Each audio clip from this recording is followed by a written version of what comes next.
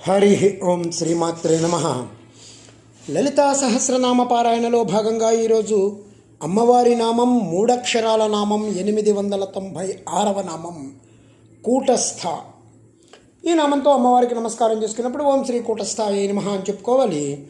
కూటము అంటే మాయ, కూటస్థ అంటే మాయని అధిష్ఠించినటువంటి తల్లి.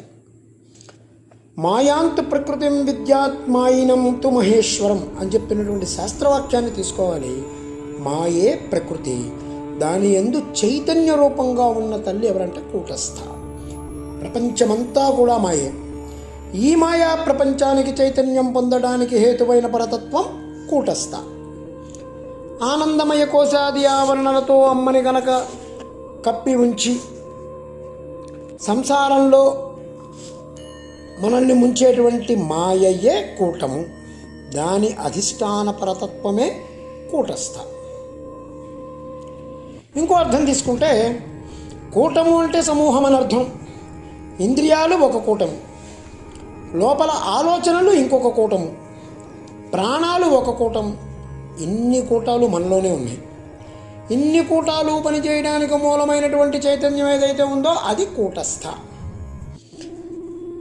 ఆమె అమ్మ తల్లి సమూహాలను పనిచేయిస్తుంది. ఈ కూటంలో ఎవరెవరున్నారో ఆమె సమూహాల్లోకి ప్రసరించి ఆ పనులు వాళ్ళతో చేయించే తల్లి ఎవరైతే ఉన్నారో ఆవిడ మాయని అధిష్ఠించినటువంటి తల్లి జగదంబ. భూమి మీద పాతిపెట్టి కొట్టి వస్తువులను తయారు చేసేటువంటి ఇనప దిమ్మలను కూడా కూటస్థం అంటారు.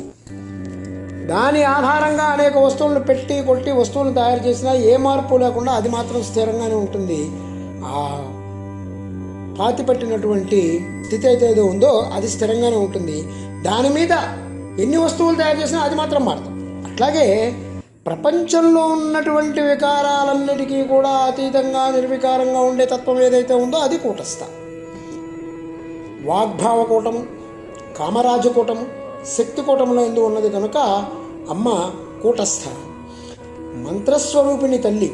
అదేవిధంగా కూటస్థమజలం ధ్రువం అని చెప్పి ఉపనిషత్తు చెప్తుంది. కూటస్థ అన్నప్పుడు శిఖరమునందు ఉన్నది అనే చెప్పేటువంటి భావాన్ని మనం తీసుకోవాలి. మేరు పర్వతం యొక్క శిఖరమునందు ఉన్న తల్లి కనుక అమ్మ కూటస్థ. ఓం ఐం హ్రీం శ్రీం కూటస్థాయై నమః. ఓం శ్రీమాత్రే నమః. ఓం శ్రీ మహారాజ్ఞే నమః. శ్రీమత్సింహాసనేశ్వర్యై నమః.